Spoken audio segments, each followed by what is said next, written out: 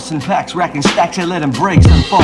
On assignment to unearth all the diamonds and such. All the parallels are present before we run out of luck. Blue chip stocks like precious metal gems and hollows. Base purple seal explosion lights, camera auto. Yo, the moral of the story is keep it real and enjoy. I kick back and relax as box breaks with your boy. Yeah.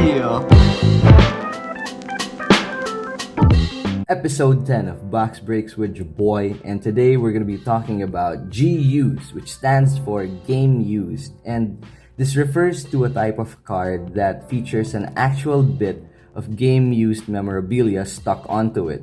So this can come from a player's actual game-worn jersey, from a ball that's been used in a game, from bats, from hockey sticks, even from race car tires that have been used in motorsport. But the burning question about GUs is, are they real? I mean, how can we be absolutely certain that these pieces of memorabilia are authentic? No one sees these sweaty jerseys being cut into little swatches. No one sees the actual game balls being chopped up into little bits. So, naturally, there's a certain level of skepticism towards game-used stuff. And of course, card companies have all the legal systems in place to ensure that your GU card is quote-unquote authentic.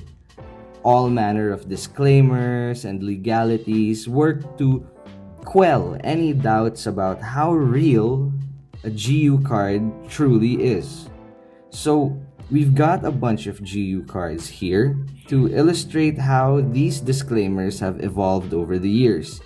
You'll see how the language has changed and how in modern GU cards, card companies have become a little more hands-off with the issue of authentication. Because I guess it's really easy to misrepresent game memorabilia. So let's go in chronological order here and start with this thing. This is Vince Carter, genuine coverage from Skybox Metal. This is from 2000. This is my oldest piece of game-used memorabilia. So that's what, 21 years old?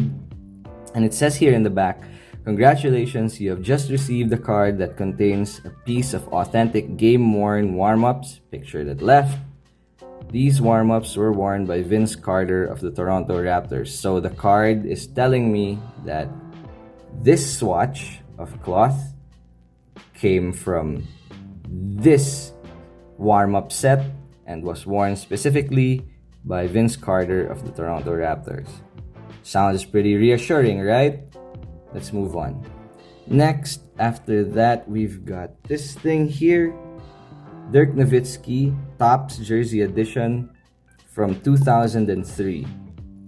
And the disclaimer goes, Topps pledges to bring you closer to the game and its leading players. The material featured on the front of this card was worn during the 2002-2003 NBA season, and it was acquired directly from NBA properties. But it doesn't say that Dirk wore it. Starting to get a little bit fishy, right? Next up, we've got two of my favorite players of all time, Allen Iverson and Carmelo Anthony, on this Sweet Swatches GU card from Upper Deck. This is from 2007. But this one has a pretty reassuring disclaimer. So check it out. You have received an Allen Iverson and Carmelo Anthony game-used trading card. On the front of this card are pieces of memorabilia that have been certified to us as having been used by Allen Iverson as a member of the Philadelphia 76ers in an NBA game and Carmelo Anthony in an NBA game. So, yeah, they specify the player. They even say that it was a piece of cloth from an AI uniform from when he was in the Sixers, and Melo from when he was in the Nuggets. So, I guess the reassurance came back in 2007. But this is where things start to get a little dicey. This is one of my favorite cards, actually. Fabric of the game, Stephen Curry. You guys know that I collect Curry, so this is one of the cards that I really, really like. But The disclaimer is so simple. The enclosed game-worn material is guaranteed by Panini America Incorporated. That's all you're giving me? You're not gonna tell me that Steph wore it? You're not gonna tell me that it was used in a game? I'm just supposed to believe you? Game-worn? Which game? There's so many games that happened. So, 2000, 2003, 2007, 2015. By 2015, things started to get a little weird. So let's move on to this one. Like I said, game used memorabilia comes in all shapes and sizes. And this is an interesting card because it features a piece of tire interior from this guy's race car, Austin Dillon. A rubber relic, not the most flattering name for a card, but what's important here is the disclaimer. The enclosed race-used material is guaranteed by Panini America Inc. So it's very generic, once again, just like the Stephen Curry card. No specifics about it being from Austin Dillon's car, no specifics of when the car was raced. It's just guaranteed, and I should take Panini's word for it. This one is interesting because this isn't from a game, but it's supposedly legit. It's a piece of authentic wardrobe from the Walking Dead show, if you guys watch that. So the guarantee or the disclaimer goes, congratulations, you have received an authentic AMC's The Walking Dead Season 6 relic card from a Walker screen-worn costume.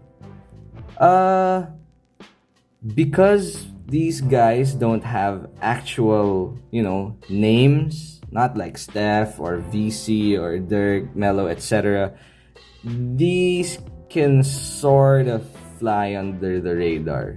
And our judgment on them can be a little less harsh, I guess. So taking the word of AMC on this, and Topps for that matter, is a little easier because, walkers aren't really like main characters. They're just walkers. Next up, we've got Larry Bird, Hall of Fame, class of 1998 from Crown Royal. This is from 2020, and the guarantee goes, the enclosed game-worn used material is guaranteed by Panini America Inc. Again, a very, very thin disclaimer. And, as a collector, I just gotta take it. I gotta believe Panini and, hope that they're telling the truth. But here, check this one out. This is Xavier Tillman from 2021 Panini Contenders rookie ticket, and there's the swatch of cloth there, if you can see it. The guarantee or the disclaimer though says, this enclosed officially licensed material is not associated with any specific player, game, or event. So they're saying that the material is licensed, but they're not linking it to any player. So what the hell, right? They're washing their hands of any responsibility. But actually, my guess with this is that this was printed maybe sometime during the pandemic. Maybe access to player jerseys became difficult because of all the health scares and, because the virus is the virus, right? So maybe that might be a thing. I also thought that maybe this is an occurrence for cards that aren't super high end.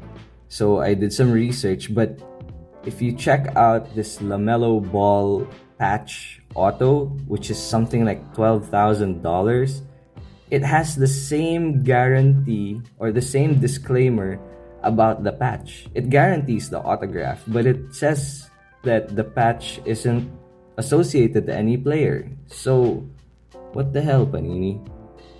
So what's the point, really? I mean, why did we have to go through all of this? And I'm not saying don't collect GUs, because that would make me a hypocrite.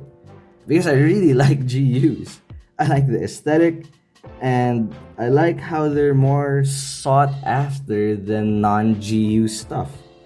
And what I'm saying is that collecting GUs requires some faith.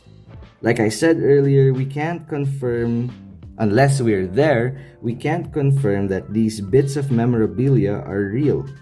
All we have are the legal guarantees of authenticity provided by the card companies. And in most cases, that should be enough. But what's more important is understanding yourself as a collector. If collecting GU cards makes you feel good, despite all the doubts surrounding this stuff, then that's all that matters, man. You just gotta keep it real. Because if you have faith in it, then who's to say it's fake, right? Right? I'm out, man. Peace.